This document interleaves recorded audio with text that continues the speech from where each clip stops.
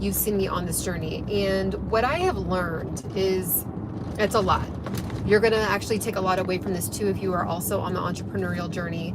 And bottom line, it's not easy. It's not an easy one. It's not easy to be your own self boss. It's not easy to motivate yourself. It's not easy to, this is one of the biggest things that I think is the most difficult. And let me know in the comments if you agree with me. I really want to know, because I want to know that I'm not all the way completely alone out there. But here's the thing. There is a lot of things that you end up doing while you're on the entrepreneurial journey, and you don't even know if it's correct. I would say that's like one of the biggest things that's the most scary about being on this journey. You can put in a month, 2 months, 3 months, 90 to 120 days of work, right? And then only to find out that you did too many steps. You put more time into something that was unnecessary. You were gathering the wrong information the whole time. You just don't know. Now, some of the things end up being great, right? Some of the things end up surprising you, like, oh wow, that worked out better than I thought. Oh wow, I learned more than I thought. Or wow, I got connected with somebody more than I thought. But what I've learned is that while you're on this journey, and you can apply this to really any area of life as well. I'm going to apply it to my entrepreneurial journey because that's what I'm on right now. But the way that I'm able to just keep going and not go back to like a 9-to-5 job, which, trust me, sometimes I'm just like, you know what, should I just go back to a 9-to-5? Let me just go back to a 9-to-5 and just call it a day. And then something is nudging at me, just like, no, keep going. Because I've done 9-to-5 for, arguably 15 years. I've done 9-to-5. And I have the ability to do this entrepreneurial journey, but there's just like, when you're just still trying to figure some things out, it can just be a lot. So what I do, because I don't have a boss, right? My boss is myself. My boss is my own drive. My boss is my own willpower. My boss is my own desires, hopes, and dreams. I don't have a human being saying you need to have this deadline. Like, the thing is, like, from working 9-to-5 and being in managerial positions for many years, you pretty much know the structure, right? Like, okay, if I just tell this person to do this, I'm going to give them this format. They're supposed to just follow it. And then I'm going to critique them if they don't follow it. Here's their yearly review. Hopefully you do better next year. Here's the list of things you have to do again. Like, it's just very structured and very boxed in. And some people work great with that. And I think that is for some people, right? Like, I really think that the 9-to-5 life is fantastic for some people, because they are okay with being given instructions, order, structure, and like that makes them feel comfortable, and it gives them security. For me, for years, like since I started working when I was 18 years old, I got my first job. Just a quick little story. My first job was my dad. I worked for my dad at a store called Caboodle Cartridge, and I automatically became the manager of that store because it was just me working in it. It would be a combination of me, him, and then he ended up hiring this other Indian guy. So it ended up just being me and this Indian guy, and then my dad would pop in, and it was a cartridge store. And I just remember feeling like this isn't my structure. Like, this is not how I'm supposed to live my life. Like, I don't know why I feel like that. I'm only 18 years old, but I just feel like I'm not supposed to be inside of a box, like doing services. Like, I just knew it, like it for myself, right? But of course, I'm like, I'm only 18. I'm like, oh, cool, I have a job, but like something deep down inside. So for me, it's always been nudging at me that I was more of an entrepreneur. My other family members that I know, other friends that I know, do very well with the 9-to-5. Okay. So I don't there's other channels that like really bash the 9-to-5. I actually really know people that are okay. Like, they don't care to be a millionaire. Like, a lot of people are like, you're putting a cap on yourself, or you're never going to be rich that way. And I actually know human beings that like are okay. They're literally just okay. Now, yeah, we can go back and forth on maybe it was just the embedded programming to where like they don't even care to have enough. But genuinely, like, they're, 70, 80, 90K that they've grown to work up to over the course of their whole life. they're okay with that. Like that fits within their family vacation affordability, that fits within their lifestyle. Like it's all relative, right? Like as long as you have peace and tranquility in your life, like the number doesn't matter. So anyways, let me come back. So what I've learned is that like it's really difficult being on the entrepreneurial journey because you don't have a structure to look after. Like every entrepreneur says the same thing, which is that everyone's different. You're going to keep failing over and over. You're your own boss. You have to be self-motivated. And so what I do is I just feed my brain with podcasts, books, mentorship. That's all I do. Like I barely watch. I don't watch TV. Like I actually was forced to watch, not forced, but I was actually encouraged to watch something on Amazon Prime, and I actually ended up really liking it. It was called The Wheel of Time. I binged that, and it was kind of good for my brain just to like take a break. But I don't watch TV. I've lessened my time scrolling, you know, just like mindlessly scrolling on so any kind of social media. I have complete, like I don't really have girl time. I'm just in focus mode, right? So like I have to just keep feeding my brain with people that have gone through this journey, because I don't have, there's no one saying, okay, well, when you just do X, Y, and Z, like this is going to happen for you. Especially with me, like I'm getting into life coaching, or I guess you could call it life coaching. But I just want to motivate and inspire people, right? And so that's going to come in different forms. It's going to come in life coaching. It's going to come in ebooks. It's going to come from videos on YouTube. It's going to come from maybe speaking one day at events, you know, things like that. And so like the way that I motivate and inspire people is so unique, in my opinion, because it's literally just, this is why another area where like I'm just being vulnerable right now, where I'm like, dang, this is a very interesting thing, because I connect really, really excellently in person with people, but like connecting through a lens, I'm just like, that's so interesting. Like how am I going to connect with someone through a lens to have them want to buy my ebook or have them want to book a session with me, you know? So that's like a journey that I'm personally on right now. But I'm still not, like, I'm not stopping. Even though I've seen other life coaches and what they do, I'm just like, it's not quite it for me. Like, I like their structure, but like, I'm still Sienna Singh, and like, I still have my own way of doing things. So I just want to say that, like, at the end of the day, if there's anything that you are trying to do that no one else is doing around you, and you just have this nudge, this feeling, this desire, this passion, this dream, this whatever it is, just keep going, okay? And like out of all the hundreds and hundreds and hundreds of podcasts that I've watched, just to give you guys a couple really good ones, The School of Greatness is really, really great. Lewis House, I really like that one. I like how he has a diverse set of people on there. I personally love Rebecca Lynn Pope. I really like the way that she set up and structured her life. It's really great. I also really love Earn Your Leisure, if you know, learning about finances, entrepreneurship, you know, generational wealth and things like that. So anyways, what I've learned, like when I watch a lot of those podcasts, the central theme that I'm finding is that they just didn't stop. And so that's what is helping me continue on my journey with this, with you. And so a lot of time, I know people might be like, dang, you're always in our car. And because I'm doing so many, like I'm doing multiple months, I just haven't had time to like sit up and set up a camera with the lighting and like all that stuff, right? But like, this is an example, like you guys are watching it in real time. Like this is a real example of just like not stop. Yeah.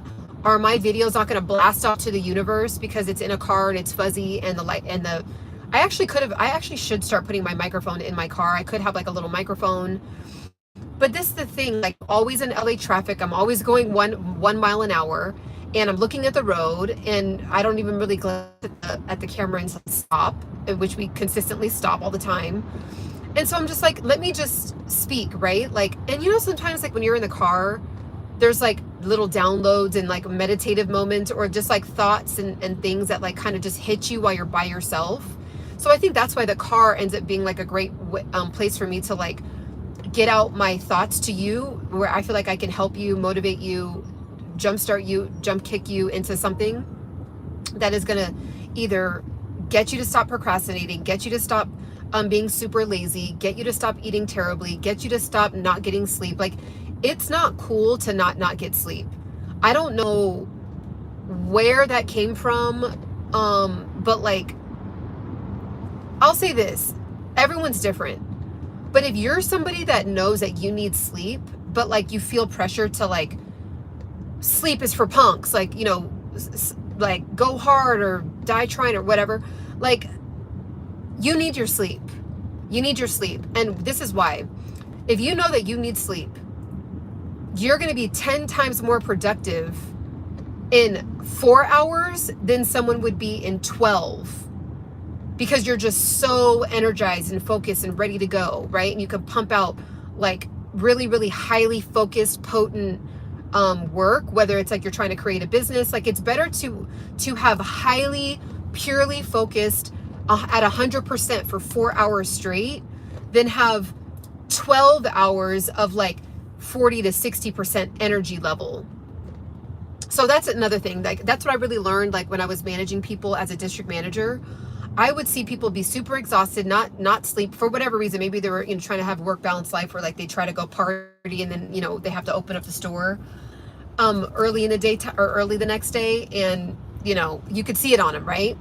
And we've all been there. I've done it too. And it's like, you just see that they're not as productive, they're not as quick, they're not as sharp, they're not as concentrated, they're not on point.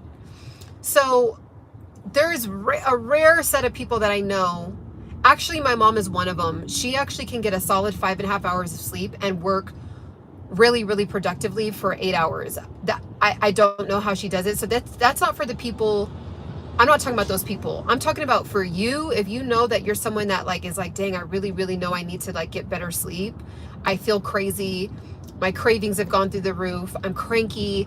My eyes are always bloodshot red. My eyes are always burning when I close them. I'm just kind of like have brain fog. I need to sleep, and I know like I shouldn't, like, it's almost like we've been conditioned to not feel like we deserve 8 hours of sleep. No, get your 8 hours of sleep if you know you need it. So that's another thing. But, and also get off social media at night, because one bout of light from a blue light, like from our cell phones, it delays your deep sleep for 90 minutes. So one bout of light, like right when you look at your phone like this, like, yeah, you'll go back to sleep, but you're not like deeply sleeping. So that's another thing. If you like are someone that maybe you fall asleep at like 11, but then you get up at like 1 to like go to the bathroom or something, don't look at your phone. Like, maybe have like a manual clock, or what is it? Just like a digital clock, and where it's just like telling the time, or maybe have like a, you know, just look on the stove or something like that if you want to like know what the time is, but don't look at your phone. That's another like quick little tiny side note that will massively improve your sleep, which is so crazy that just one little change like that will help you get better REM sleep. So bottom line is, anything in life, what I'm learning, I had an interview come out on LA Times with the charity that I work for, and I'm actually going to post it on my YouTube, so stay tuned for that. And I just remember as I was watching that video, I just was like, I didn't know I was going to be on LA Times, like doing like a, you know, being part of like a little docu clip, a mini docu, not a docu series, but yeah, like a documentary miniature one for Afrikicks. And I just remember like 2, 3, 4 years ago, I was terrified of being in front of a camera. Terrified, like literally stuttering over my words. Like, I still kind of stutter sometimes, or I'll still just kind of be flighty, but it's 10 times better than I was. And I just remember I like in that moment when I was watching the clip, I was like, you know what? Like, if you just kind of scare yourself a little bit, or just get yourself 4%, 5% out of your comfort zone, and you just kind of keep doing that once a month, like, you end up stretching yourself and expanding your ability to do things more than you know. So like 4 or 5 years ago, I remember I did one of my first YouTube videos, and it was okay. It was okay. And then like I didn't do one for like 2 years, and then one day I just was like, I'm just gonna start turning on the YouTube and just start pressing on, or just start pressing live, just to get myself more comfortable speaking in front of a lens. And then now it's like I've been on red carpet interviews. I've done, you know, now on LA Times, doing interviews. I've been on like different publications doing interviews. And I'm just like, whoa, like I went from being terrified to like be in front of a lens, and like now I've like been in front of a lens like several times, like in front of other people at the same time too. I used to be terrified of that, which is crazy because I was a dancer in college, and well, many years before that too, but I would be in front of hundreds of thousands, not hundreds of thousands, but I'd be in front of a 20,000, you know, person crowd, and like love it because I was dancing. I was very comfortable dancing, but speaking, I would have been like, so it's just kind of crazy how like when I just kind of push myself and like put myself into a scary position, just 4% out of my comfort zone, now I'm where I'm at. Same thing with writing my ebook that I wrote, How to Lose Belly Fat. Like that's also down below if you want to check that out. It's going to be in the link down below. How to Lose Belly Fat. And it's a book on what I do to stay in shape. And I remember being super like overwhelmed with it. I was just like, why did I even tell people I was going to do this? Like, I don't want to do this now. It's too much work. I don't want to spend $5,000 on a course on how to learn how to do an ebook. But something just told me to keep going. So I just kept going. And I just would like piece it together. I was like looking on YouTube, looking at other people's, you know, social media about like ebooks and digital products. And then now I have a digital product. I have a digital product now. And so like there's just little things that I've done like some reflecting on today where I'm just like, you know what? 2 years ago I was terrified to do that. 3 years ago I really sucked at that. 4 years ago I wouldn't have thought I would have did what I'm doing now. Like and also another really big thing I want to say too is as you're on your journey of like trying new things, wanting to take advantage of new opportunities, what is so slept on and what I wish I would have done a lot more way earlier on in my young adult life is saying yes to things that I usually wouldn't have said yes to. Okay, let me explain. So like if you're somebody that's not really into like art, right? Like you're like, oh, it's cool, but like I'm not like super into it. But someone's like, you know what? It's crazy. I have an extra ticket. There's going to be an art gallery thing happening. You should totally come. And like, usually you probably would have said no. You probably would have said no because you're used to being in your comfort zone. You're used to only doing your 4 things that you know you like to do. And like, you're very comfortable with that, right? But like, say someone invites you to like an art show, just say yes. Like say someone, and it doesn't have to be an art show, but just something that you usually wouldn't say yes to, just say yes to it at least once a month or once every 2 months. Just like give yourself like, okay, this year I'm going to make myself do 5 new things that I wouldn't have said yes to. I'm going to say yes to it. The last 2.5 years that I've done that, what I told myself at the beginning of the year was I'm going to say more yeses in 2023 to things that I would usually say no and want to be curled up in a blanket and like watch alien documentaries. And this year I was just like, you know what? Don't do that. Like if you get invited to like a cool thing, like just go. You can always leave early. You can always, you know, you could always go for 30 minutes and bounce, right? And then take yourself out to maybe reward yourself too. Like, okay, I'm going to go to this. If I don't like it, I'm going to leave. And then I'm going to go take myself to a yummy restaurant and like get something to go or take myself on a date because I am proud of myself for doing something I said I wouldn't usually do. So what I've experienced is so many dope things, you guys. Like, my network has expanded so much from just taking chances. My network has expanded so much from just saying yes to things I usually wouldn't say yes to. My skills have expanded just by saying yes to things I wouldn't have said yes to. There is, and what's crazy is that events that I've said yes to that I usually would have said no to, that I went, showed up, met someone, communicated with them for 2 months, learned something from them, and then like another opportunity would present itself. And because of like that quick skill set I learned from that person, I was able to apply it like over here. And like even right now, I'm going to LA Fashion Week. I'm like, usually I've been invited to these things in the past, but like, again, this year I'm saying yes to more things. And this is like my 4th fashion show I've been to in like the last month, because it's like that time of year. And there's been so many dope people that I've met. So many dope people.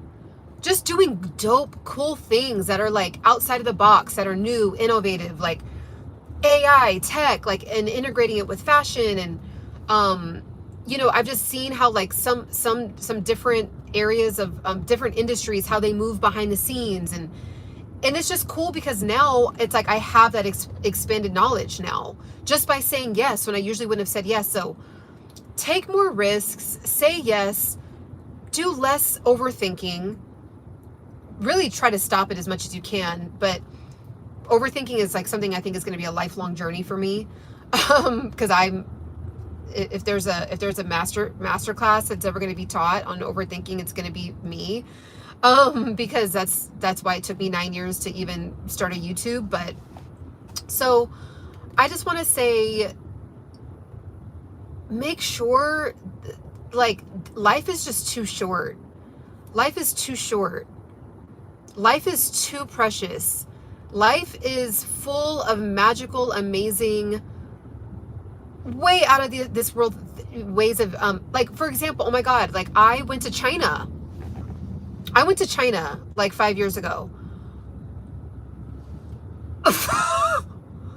Like I went to China just because I met somebody like at the airport and had a conversation. And that conversation a year later ended up in an opportunity to go to China for 10 days.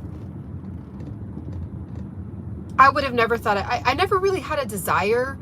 Like, I want to see the whole world, so it was on my bucket list in that sense, but like, it wasn't on my immediate bucket list.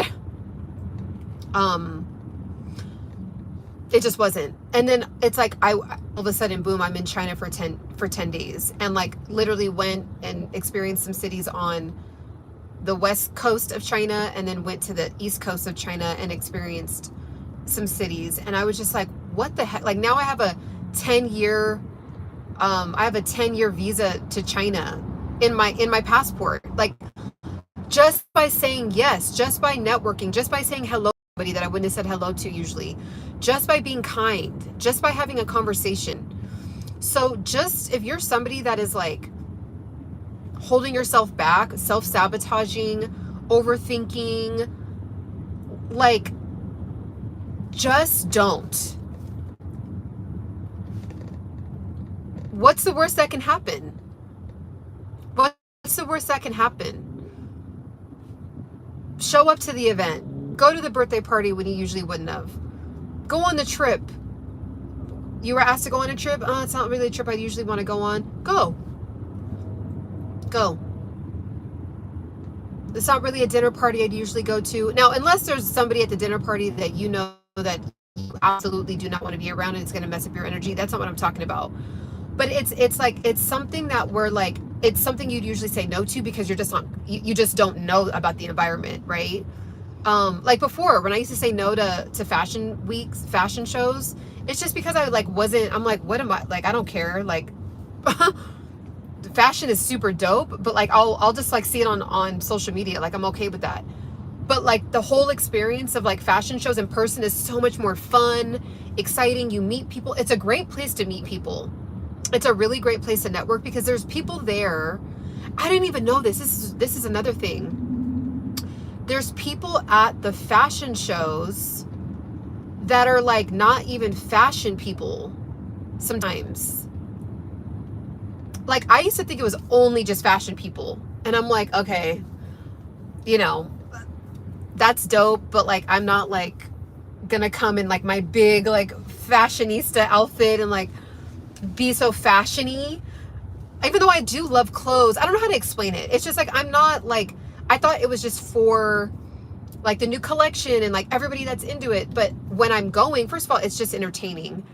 But secondly, like there's people that are high level executives that are just there because like they got invited, or maybe they're a sponsor for the event, right? Maybe they're sponsoring a particular fashion show, or maybe they know the designer, and like, you know, and so they're just supporting the designer, or maybe they know one of the models, and it's like one of the models is their daughter, or you know, and then you're like meeting people that are like not even fashion people. They're like people that are in business, corporate, like they're entrepreneurs. They're maybe, you know, maybe they're actors, but you know, whatever. Like what I learned is that there's several different kinds of industries that are showing up to these shows. And I'm like, wow, I would have never really known that if I wouldn't have shown up to a fashion show. Like I was just prejudging it. Like I was just prejudging it based on, you know, Instagram reels that I would see. And I'm like, yeah, that's not really my crowd. That's not really my thing. I'll just like look at the fire outfits and like screenshot the ones I love and like, you know, shop for them when I want to. But like, it's a really, really great place to meet people. It's a great place to get connected. Like there was this one guy that we ended up meeting that like has an entire workspace. Like people go and pay a membership, and they're like all professionals, entrepreneurs. I mean, they're every industry, like in the entertainment industry, entrepreneurs, people that own like crazy amounts of businesses, and they have to be a member to show up and work in this space. But when you're in that space, you end up being able to connect with other people. So it's like he's not even there to like look at the women's fashion. He's there because he knew the person that was the head of the production. And so then I ended up meeting him, and then it was just a really cool, I was just like, oh, like this is why you do need to be more expansive in your thinking. Don't prejudge things. Like just say more yeses. Just say more yeses. All right. Of course, safety first. Don't put yourself in a weird, like don't go to a party where you know it's not going to be the type of people that you want, you know, the type of crowd, or there, you know, there's going to be drugs there and you're not into drugs, or you know, there's going to be a lot of getting hammered, and that's not your, like that's not what I'm talking about. I'm just talking about like events, art shows, fashion shows, different productions, like different show. And this goes for any age, especially if you are a young lady or a young man looking for a partner. There's more quality people at these events, and I'm not saying that there's not quality at parties, because there is quality at parties, but the atmosphere is going to bring more of the quality attributes out when you're at these events. And so you're just, the probability is higher that you're going to find a nice girl, a nice guy to like, you know, go on a date with or whatever. So that's just another side note. I'm single. I'm also on my own journey of, you know, dating with intention or whatever. So, which I don't really share too much on this stuff, on when I talk to you guys. But so yeah, guys, let me know if you're vibing with this. Like, I want to know. Also, let me know in the comments if you would ever like to book a session with me. If that's something that you would be interested in, just say, yes, I'm interested. Also, make sure to subscribe. And look, you guys are my, like, and it goes both ways too. If you have a YouTube, let me know, because we are in this together. We're building community together. We're building network together. And if you just like my vibe, you like just what I talk about, share it on your community tab, share it on your social media, so this can reach more audiences. Because this is the thing, I am very well aware that unfortunately, because I'm doing a lot of these lives with like in the car and stuff, YouTube is such a smart, it's just a very, very highly advanced platform that it's going to choose more quality videos like to pump out. And so I'm aware that like I'm not going to get pushed as hard because my videos aren't at the level of standard of quality, but what's coming out of my mouth is. So in the meantime, while I'm on the journey of like continuing to get these videos up, rock with me, share my stuff. We could do a share, you know. I'm happy to, especially if it aligns with who I am, and you're doing health, fitness, mental health, wellness, yoga, spirituality, adventures, fun, you know, whatever. Like, let me know, put your your YouTube channel or your social media down in the comments, and I'd be happy to post things on my community tab as well. So just, you know, throwing that out there in the universe. But definitely make sure to tap in with me. Make sure to check out some of the dope products that I use to stay in shape from INNO SUPPS. They have protein powder, they have green powder, they have fat burners.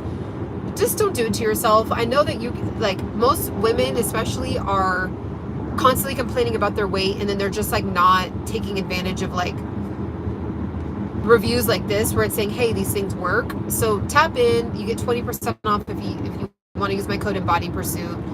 Try it out for yourself. It's been working for me. I'm rocking with it. But yes, make sure to catch me on the next one. Bye.